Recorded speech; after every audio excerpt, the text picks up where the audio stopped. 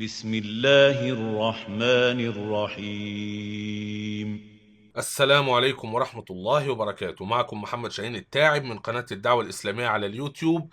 واليوم سنستكمل مناقشة سؤال: هل علم العهد الجديد بأن المسيح هو الله؟ واليوم سنناقش نصا في غاية الأهمية، النص المنسوب لتوما الشكاك والذي قال فيه ربي وإلهي.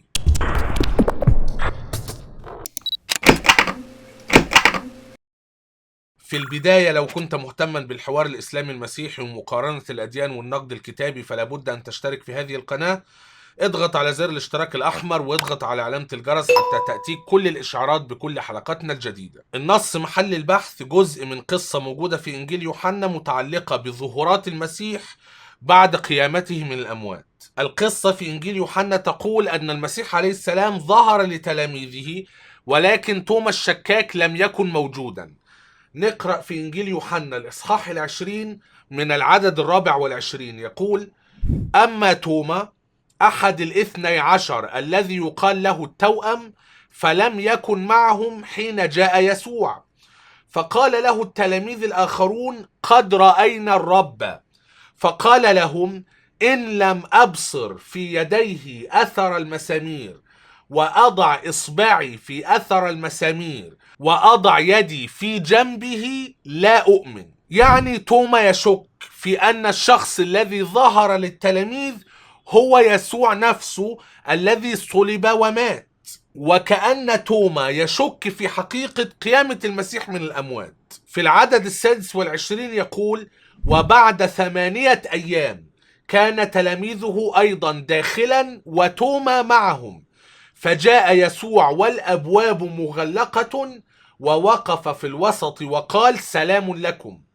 ثم قال لتوما: هات إصبعك إلى هنا وأبصر يدي، وهات يدك وضعها في جنبي، ولا تكن غير مؤمن بل مؤمنا. أجاب توما: ربي وإلهي.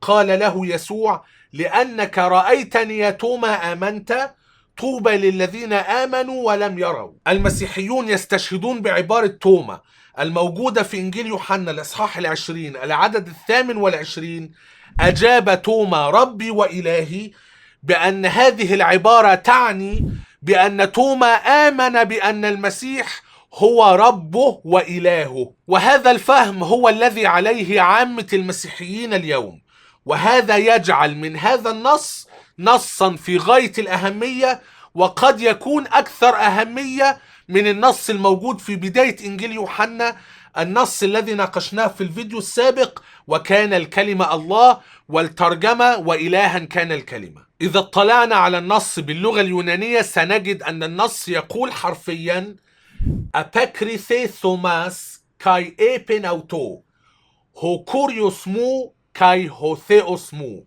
وكما هو مكتوب الترجمة الحرفية للنص اليوناني: أجاب توما وقال له، أي ليسوع، ربي وإلهي.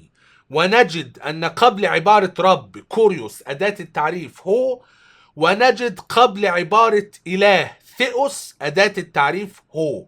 وهذه هي أهمية النص عند النصارى، أن النص يقول بأن توما قال للمسيح ربي وإلهي، وربي لها أداة تعريف وإلهي لها أداة تعريف. قبل أن نعلق على النص ونفحصه وننتقده حتى نتأكد من مدى صحة فهم النصارى للنص، سنطلع على بعض الاقتباسات الهامة جدا التي تعلق على أهمية هذا النص. مرجع في غاية الأهمية: The College Press NIV Commentary. المفسر يقول: Theologically, this is the highest confession of Jesus' divinity in all the New Testament. من الناحية اللاهوتية هذا هو أعلى اعتراف بلاهوت المسيح في العهد الجديد. لاحظ هذه النقطة الهامة جدا: لا يوجد نص آخر في العهد الجديد بالكامل بحسب فهم النصارى يعترف بلاهوت المسيح بمثل هذا الوضوح. فهذا هو أعلى اعتراف، the highest confession of Jesus' divinity in all the New Testament، أعلى اعتراف بلاهوت المسيح في العهد الجديد بالكامل. في نفس المرجع The College Press NIV Commentary يقول It is among a very small number of places in the New Testament where Jesus is clearly referred to as God, Theos. يقول بأن هذا النص من النصوص القليلة جدا very small number of places in the New Testament من النصوص القليلة جدا في العهد الجديد والتي تشير بوضوح إلى أن المسيح هو الله God Theos. وهنا نجد في النص أداة التعريف هوكوريوس مو كاي هوثيوس مو. طبعا من ضمن هذه النصوص القليلة النص الذي ناقشناه في الفيديو السابق وكان الكلمة الله، لكن الفارق الدقيق هنا والذي يجعل هذا النص اعتراف أعلى من النص السابق أداة التعريف. تعليق في غاية الأهمية في مرجع هام جدا A critical and exegetical commentary on the gospel according to Saint John. المفسر يقول But John كاتب الإنجيل يعني does not represent any disciple as having recognized its truth before the eager and enthusiastic Thomas perceived it at this moment of spiritual exaltation. كلمات مبعجرة وكبيرة. يعني هو يقول باختصار إن كاتب إنجيل يوحنا وأنا أضيف إن لا يوجد أي مكان آخر في الأناجيل الأربعة يقول بأن أي تلميذ من تلاميذ المسيح آمن بمثل هذا الإيمان. هم يفسرون النص على أن النص يقول بأن توماس آمن بأن المسيح هو رب وإله. فالتعليق هو لا يوجد في أي مكان آخر في الأناجيل أن هناك تلميذ أعلن أنه آمن نفس الإيمان. إذن أول نقطة في أهمية النص أن هذا أعلى اعتراف لأنه يستخدم أداة التعريف. ثاني نقطة أن هذا اعتراف منسوب لتلميذ أحد شهود العيان الذين شاهدوا ورأوا المسيح. لكن هناك ملحوظة في غاية الأهمية ألا وهي أنه لا يوجد تلميذ آخر أعلن نفس الإيمان بمثل هذا الوضوح في الأناجيل الأربعة وربما في العهد الجديد بالكامل. أيضا مرجع آخر في غاية الأهمية The Pulpit Commentary of Saint John يقول This is the first time that any of the disciples had ever drawn this lofty conclusion. يعني لا يوجد في الأناجيل الأربعة أي اعتراف بمثل هذه القوة. ننتقل الآن إلى بعض النقاط النقدية الهامة لهذا النص. إذا كان هذا النص بهذه الأهمية أعلى اعتراف بلاهوت المسيح والاعتراف الوحيد بهذا القدر المنسوب لتلميذ من تلاميذ المسيح أحد شهود العيان، إذا كان هذا النص بهذه الأهمية وهذه الواقعة وقعت بالفعل تاريخيا، بمعنى أن المسيح بالفعل ظهر لتوما الذي كان يشك في قيامة المسيح، ثم قال توما للمسيح ربي وإلهي، بمعنى أنه آمن بأن المسيح هو رب وإله. لماذا لا نجد هذه الواقعة في الأناجيل الأخرى؟ من أين جاء كاتب إنجيل يوحنا بهذه القصة؟ ولماذا انفرد كاتب إنجيل يوحنا بهذه القصة؟ وهذه القصة من المفترض أنها قصة تاريخية، بمعنى أنها قصة لم يخترعها كاتب إنجيل يوحنا، أو أن هذه القصة لا تعبر عن إيمان كاتب إنجيل يوحنا مثل المقدمة التي وضعها في البدء كان الكلمة وكان الكلمة عند الله وكان الكلمة الله. عبارة إنجيل يوحنا 1:1 ليست عبارة تاريخية، كاتب الإنجيل هو الذي وضعها وهو يعبر عن إيمانه. أما قصة توما فمن المفترض أنها قصة تاريخية، وبما أنها قصة تاريخية وحدثت أمام كل تلاميذ المسيح، ومن المفترض أن كاتب إنجيل متى كان تلميذا، وأن كاتب إنجيل مرقس وكاتب إنجيل لوقا كان تلميذين لتلاميذ المسيح، وهذه واقعة في غاية الأهمية. لماذا تغيب هذه الواقعة التاريخية المفترض أنها تاريخية؟ لماذا تغيب من باقي الأناجيل ولماذا لا نجد هذه العبارة الهامة جدا والتي من المفترض أنها تاريخية غائبة عن باقي الأناجيل؟ لماذا؟ هذا النقد في غاية الأهمية، لأننا سننتقل إلى نصوص أخرى موجودة أيضا في إنجيل يوحنا من المفترض أنها عبارات تاريخية لكنها غائبة عن باقي الأناجيل ولا نجدها إلا عند كاتب إنجيل يوحنا. لماذا انفرد كاتب إنجيل يوحنا بهذه العبارات الهامة ولم نجدها مكتوبة في باقي الأناجيل؟ هناك نقد آخر في غاية الأهمية لهذا النص، ألا وهو نقد مدى تاريخية هذه الواقعة بالفعل. هل هذه القصة حدثت فعلا أم أن هذه القصة من تأليف كاتب الإنجيل ولا تتسق ولا تتفق مع باقي الموجود في الأناجيل الأخرى؟ أكرر وأقول أن هذه النقطة هي أهم نقطة نقدية لهذا النص بالكامل. أنا أعتقد اعتقاد يقيني راسخ بأن القصة كما هي في إنجيل يوحنا لا تتفق أبدا مع المذكور في باقي الأناجيل فيما يخص تفاصيل ماذا حدث بعد قيامة المسيح من الأموات. وهذه نقطة تهدم مصداقية الأناجيل ونقطة رئيسية يتكلم عنها كل من يشكك في مصداقية الأناجيل، خصوصا في هذه النقطة المتعلقة بقيامة المسيح من الأموات.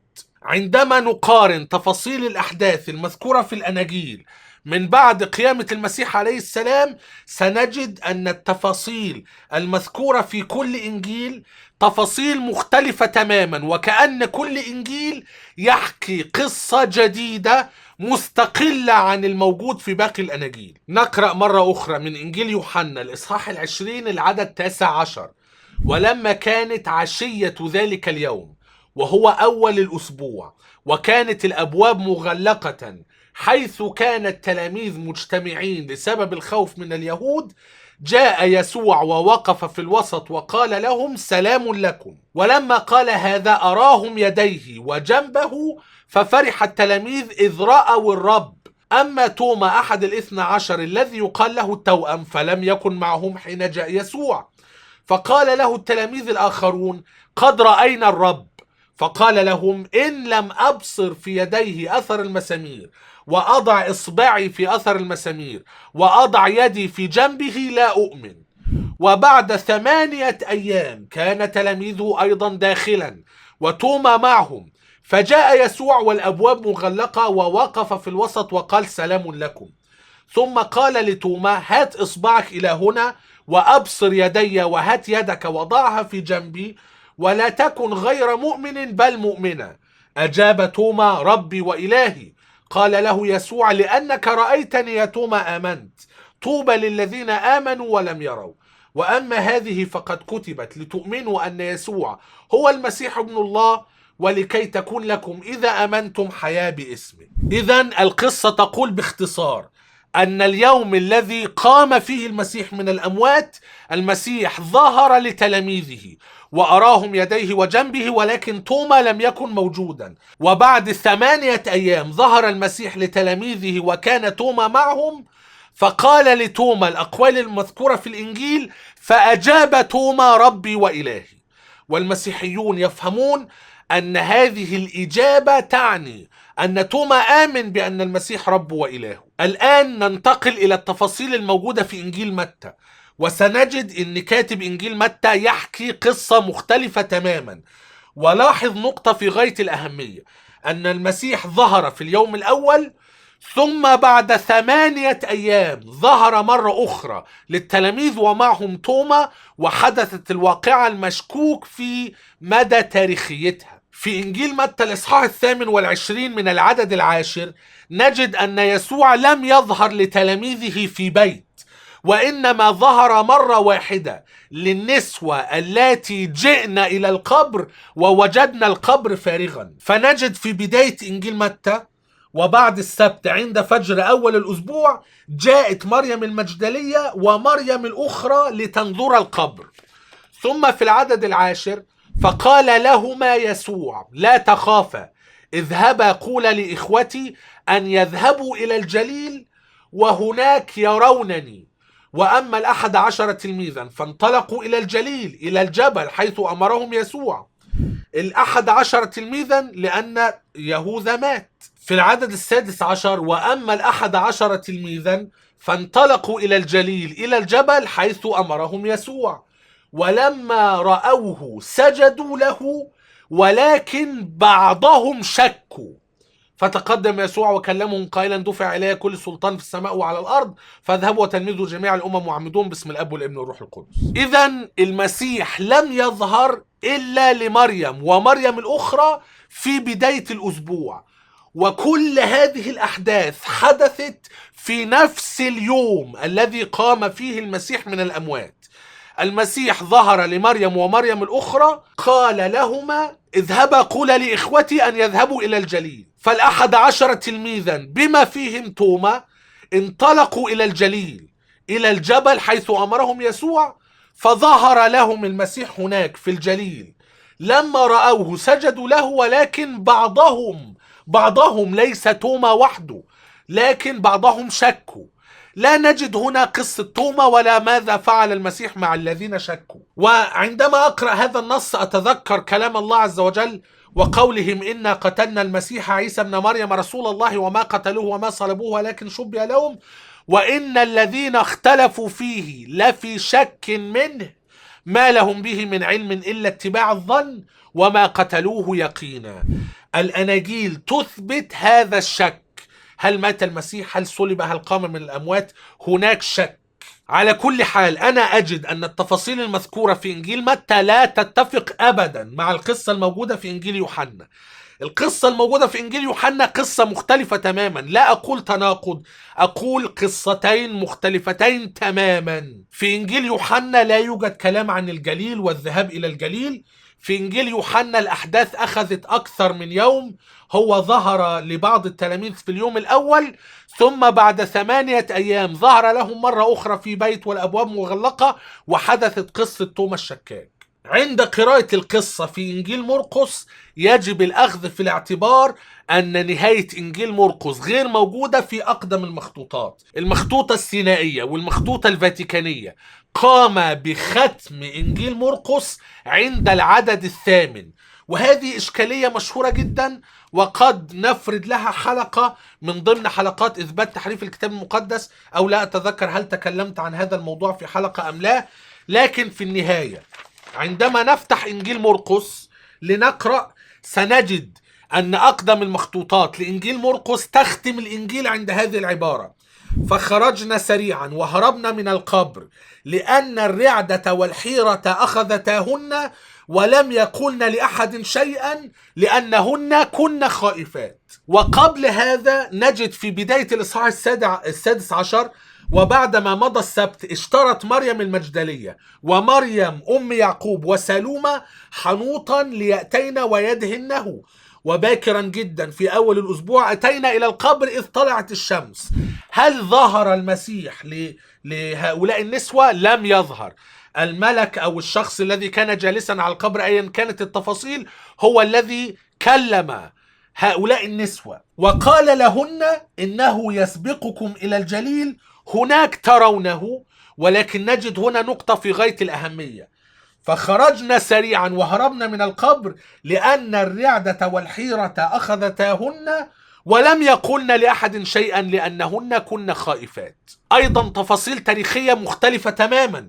في إنجيل يوحنا نجد مريم المجدلية ومريم الأخرى، امرأتين فقط. أما هنا نجد 3 نساء. في إنجيل متى نجد أن المسيح هو الذي ظهر لهما. أما في إنجيل مرقس فالملاك هو الذي تكلم بهذا أن يذهبوا إلى الجليل. في النهاية نجد أحداث قيامة المسيح وظهوره. وهذه القصة الموجودة في إنجيل مرقس أغلب العلماء يقولون بأن هذه القصة تم وضعها لتتسق مع كل المذكور في إنجيل متى وإنجيل يوحنا وإنجيل لوقا. فنجد يسوع ظهر لمريم المجدلية كما هو مكتوب في إنجيل يوحنا، ثم ظهوره لتلميذين كما هو مكتوب في إنجيل لوقا، ثم ظهوره لتلاميذه كما هو مكتوب في إنجيل متى.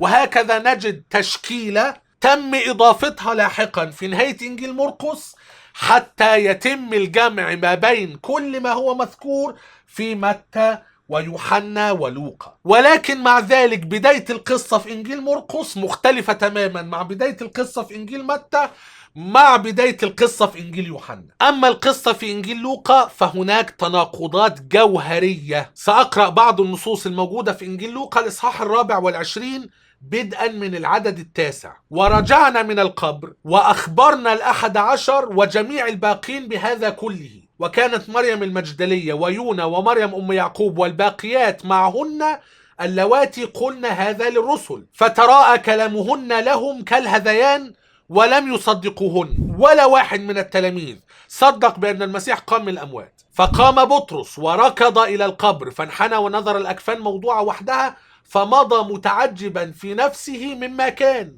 هل آمن أم لم يأمن لا نعرف. ثم ننتقل بعد ذلك إلى قصة تلميذي عمواس في العدد 15. وفيما هما يتكلمان ويتحاوران اقترب إليهما يسوع نفسه وكان يمشي معهما، وحدثت القصة.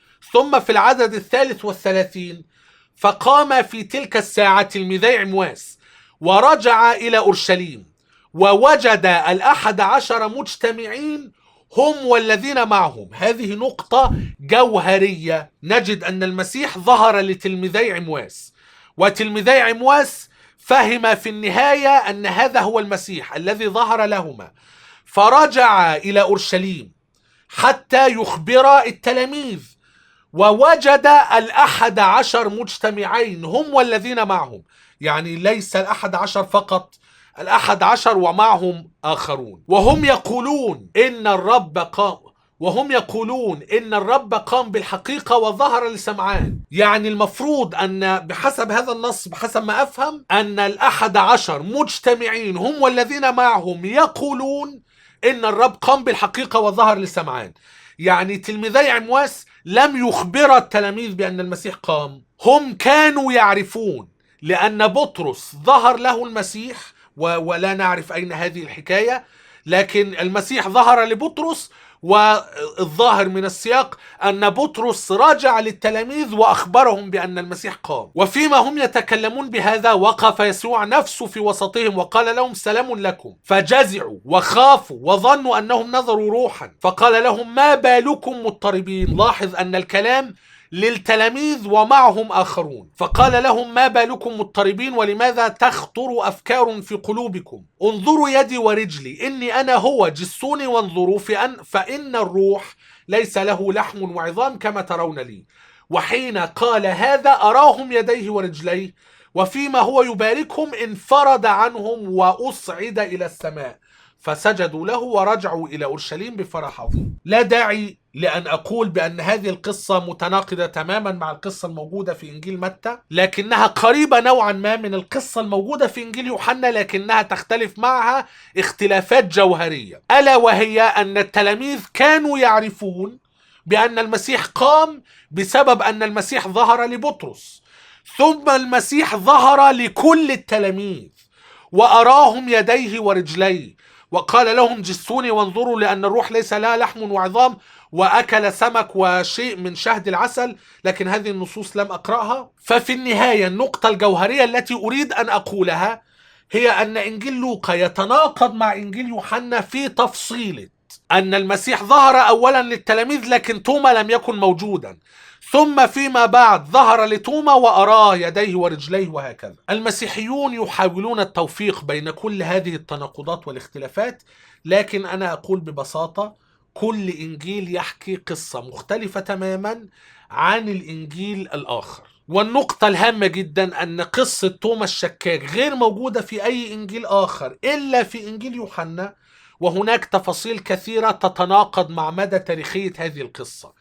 متى يحكي قصة أخرى تماما، المسيح لم يظهر للتلاميذ في أورشليم أصلا، وإنما أخبرهم أن يذهبوا إلى الجليل وظهر لهم في الجليل ورفع إلى السماء في الجليل. أما في إنجيل لوقا فالمسيح ظهر لهم في أورشليم. لاحظ أن إنجيل لوقا يقول بشكل صريح في الإصحاح 24 العدد 33 فقام في تلك الساعة ورجع إلى أورشليم ووجد 11 مجتمعين هم والذين معهم، وفي النهاية وفيما هو يباركهم انفرد عنهم وأصعد إلى السماء.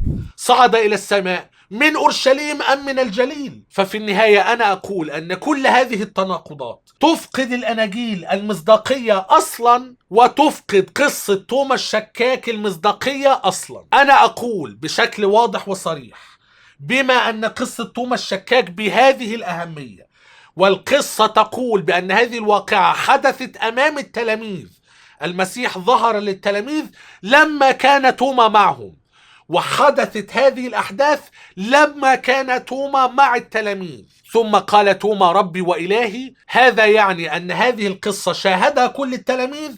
هذا يعني أن من المفترض أن كل التلاميذ يجب عليهم أن يكون لديهم نفس العقيدة. إذن إلى الآن وضحنا نقطتين في غاية الأهمية، ألا وهي النقطة الأولى، بما أن هذا النص في غاية الأهمية ومن المفترض أنها قصة تاريخية حدثت بالفعل في حضور باقي التلاميذ، كان ينبغي علينا أن نجد هذه القصة موجودة على الأقل في إنجيل آخر غير إنجيل يوحنا. النقطة الثانية هي أن هذه القصة وتفاصيلها المذكورة في إنجيل يوحنا متناقضة تماما مع القصة الموجودة في متى، والقصة الموجودة في لوقا، والقصة الموجودة في مرقس، وهذا يفقد الأناجيل بشكل عام المصداقية، ويفقد قصة توما الشكاك تحديدا المصداقية التاريخية. النقطة الثالثة والأخيرة متعلقة بالسؤال التالي: كيف ينبغي علينا أن نفهم النص؟ فأجاب توما ربي وإلهي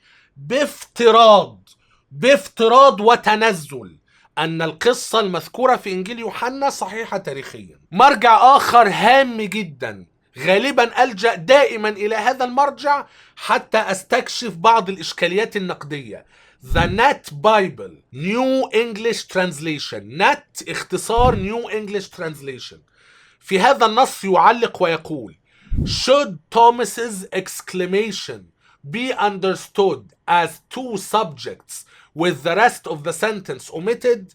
My Lord and my God has truly risen from the dead. هذا المرجع يناقش كيفية فهم هذه العبارة، ويقدم 3 أشكال مختلفة من الفهم.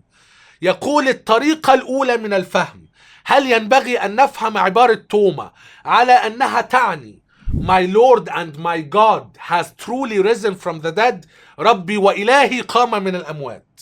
هل يجب أن نفهم عبارة توما بهذه الطريقة؟ ثم يقدم طريقة أخرى: As predictive nomatives, You are my Lord and my God. أنت ربي وإلهي. Or as vocatives, My Lord and my God. كنداء كده. Probably the most likely is something between the second and the third alternatives. ثم نجد في هذا المرجع أنه يقوم بترجيح الشكل الثاني، أن عبارة توما معناها أنت ربي وإلهي، لكن أنا أقول أن عبارة أنت هذه غير موجودة في النص اليوناني، ولو كانت موجودة في النص اليوناني لكان النص محكما. أنا أقول أن المفسرين والمترجمين رصدوا هذه النقطة، ألا وهي يمكننا فهم النص بأكثر من طريقة، وهناك طريقة للنص as vocatives my Lord and my God. يعني إيه as vocatives my Lord and my God؟ نجد في مرجع آخر World Biblical Commentary on John أنه يحاول نفي هذا المعنى أو هذا التفسير. يقول His statement is not simply a mode of address to Jesus in the vocative, Oh my Lord and my God, still less an exclamation to the praise of God. According to Theodore of مش عارف ايه, my Lord and my God. That view was proscribed at the 5th Ecumenical Council in AD 553. يعني باختصار هذا المرجع يقول بأننا لو فهمنا النص my Lord and my God in the vocative, هذا يعني أنه نداء لله وليس موجها للمسيح نفسه، بمعنى أنه لا يقصد أن المسيح هو رب وإله، لكنه أجاب المسيح وقال ربي وإلهي، وكان يقصد هذه الكلمات كنداء بنوع من أنواع التعجب، لأنه حسب إنجيل يوحنا صدم لأنه وجد المسيح قام من الأموات. وهكذا ببساطة يمكن فهم عبارة توما على أنها نداء بتعجب عندما وجد المسيح قام بالفعل من الأموات، كما نتعجب ونقول يا إلهي أو Oh my God. وهنا نقطة هامة في غاية الأهمية، ألا وهي أن هناك بعض الشخصيات التاريخية كانوا يقولون بهذا الفهم فعلا، لكن النصارى الذين كانوا يؤمنون بلاهوت المسيح وكانوا يفسرون النص على أنه اعتراف من توما بلاهوت المسيح قاموا بحرم هذا الرأي أو حرم هذا التفسير في المجمع المسكوني الخامس عام 553 ميلادية. في مرجع آخر The New American Commentary يشير أيضا إلى هذا الفهم الذي كان موجود تاريخيا سابقا.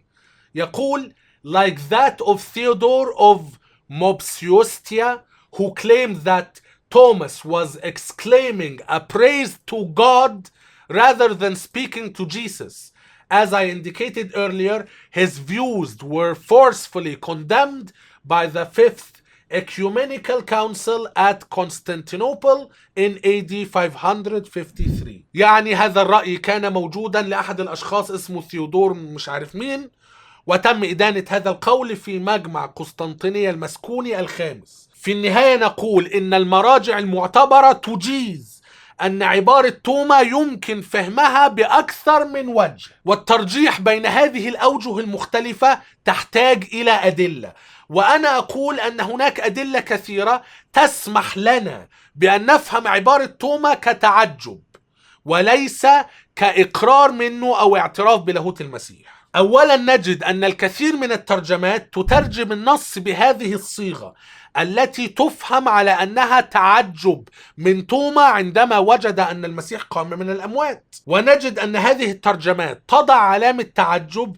مما يساهم في تقوية هذا الفهم. وأنا أقول أن هذا السيناريو المذكور في إنجيل يوحنا يمكن تمثيله بأكثر من طريقة، بحيث تفهم من هذا السيناريو أن توما بالفعل قال للمسيح أنه رب وإله، وكان هذا اعتراف بإيمانه، ويمكن تمثيل نفس السيناريو بعينه بطريقة أخرى تجعل عبارة توما كتعجب لأنه صدم بسبب قيامة المسيح من الأموات. في النهاية أؤكد على أننا نشكك أصلا في تاريخية القصة وأنها متناقضة مع القصة الموجودة في باقي الأناجيل. وهناك نقطة أخرى جوهرية تساعد على هذا الفهم، ألا وهو أن القضية الرئيسية التي حولها الإيمان أو الكفر لم يكن ألوهية المسيح، وإنما كان قيامة المسيح من الأموات. فنجد في إنجيل يوحنا الإصحاح 20 العدد 8: فحينئذ دخل أيضا التلميذ الآخر الذي جاء أولا إلى القبر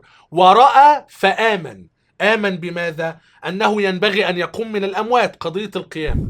ثم ضمن هذه القصة الجوهرية نجد النص المشهور جدا في إنجيل يوحنا الإصحاح 20 العدد 17: فقال لها يسوع عندما ظهر لمريم المجدلية: لا تلمسيني لأني لم أصعد بعد إلى أبي، ولكن اذهبي إلى إخوتي وقولي لهم إني أصعد إلى أبي وأبيكم وإلهي وإلهكم.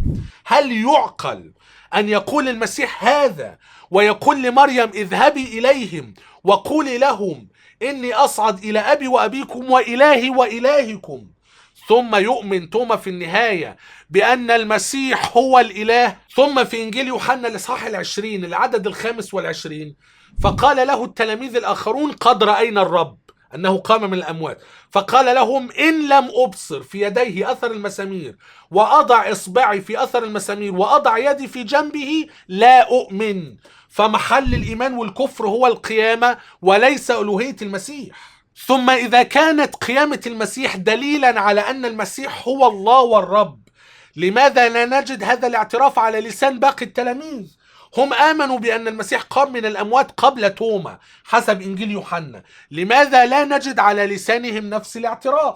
ثم في نهاية إنجيل يوحنا في الإصحاح 20 نجد: أما هذه فقد كتبت لتؤمنوا أن يسوع هو المسيح ابن الله وليس هو الله والرب.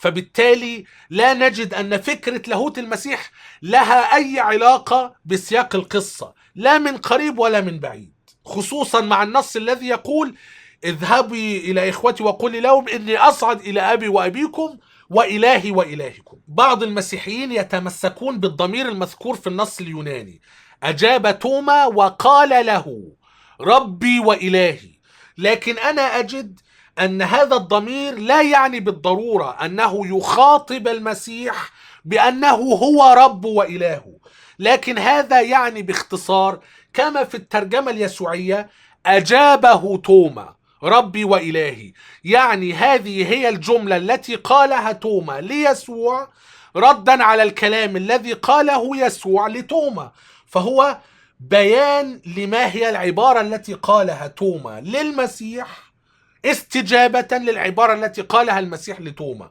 توجيه للخطاب لا أكثر ولا أقل، لكنه لا يعني بأن هذه العبارة هو يقصد بها المسيح نفسه. وكما ذكرنا من نت بايبل أن هذا الفهم ممكن وجائز، وذكرنا أن تاريخيا هناك من فهم هذا النص أيضا بنفس الفهم، وأن سياق القصة غير متعلق أصلا بلاهوت المسيح أو الإيمان بأن المسيح هو الرب والإله. في النهاية أريد الإشارة إلى اقتباسين في غاية الأهمية. الاقتباس الأول من مرجع A Critical and Exegetical Commentary on the Gospel According to Saint John يقول أن هذا الاعتراف الموجود في كلام توما بحسب فهم النصارى، هذا الاعتراف لم يقل به المسيح نفسه، هو يقول was involved in the claims that Jesus had made for himself but he had not expressed them so explicitly. يعني المسيح نفسه لم يقل اعترافا أو لم يعلن لاهوته بنفس الوضوح الذي قاله توما، وهذه نقطة عجيبة. أيضا تفسير آخر في غاية الأهمية The Gospel According to John، تفسير كارسون طبعة انترفارسيتي، يشير إلى أن هناك شكوك حول مدى تاريخية هذه القصة. يقول The historicity of both the confession itself and the incident as a whole has come under grave suspicion. يعني مدى تاريخية الاعتراف والواقعة نفسها تعرضت لشك من الناحية التاريخية. في النهاية نختصر نقاط نقد هذا النص إلى النقاط التالية. أولا، النص في غاية الأهمية، فلماذا لا نجد هذا النص في باقي الأناجيل؟ هذا يشكك في مدى تاريخية الواقعة والاعتراف. النقطة الثانية، من خلال المقارنة ما بين الأناجيل الأربعة نجد تناقضات في غاية الأهمية تشكك في مصداقية الأناجيل ككل، وتشكك في مدى مصداقية الواقع والاعتراف. النقطة الثالثة، أن النص ليس نصا محكما، ويمكن فهم عبارة توما ربي وإلهي على أنها نداء على أثر الصدمة عندما تفاجأ بقيامة المسيح من الأموات. هذا الفهم مدعم من خلال السياق ومدعم من خلال التاريخ. وفي النهاية سياق القصة لا يدل على أن لاهوت المسيح كانت هي قضية الإيمان، وإنما قيامة المسيح من الأموات. والنص الخاص بأبي وأبيكم وإلهي وإلهكم وخاتمة إنجيل يوحنا أن تؤمنوا أن يسوع هو المسيح ابن الله تدل على أن هذا النص لا يفهم منه أننا يجب أن نؤمن أن المسيح هو الله. أنا سأكتفي بهذا القدر في هذا الفيديو. لو حاز هذا الفيديو على إعجابك فلا تنسى أن تضغط على زر إعجابني، وقم بمشاركة الفيديو مع أصدقائك المهتمين بنفس الموضوع. وإذا كنت قادرا على دعم ورعاية محتوى القناة فزور صفحتنا على باتريون، ستجد الرابط أسفل الفيديو. إلى أن نلتقي في فيديو آخر قريبا جدا بإذن الله عز وجل، لا تنسوني من صالح دعائكم، والسلام عليكم ورحمة الله وبركاته.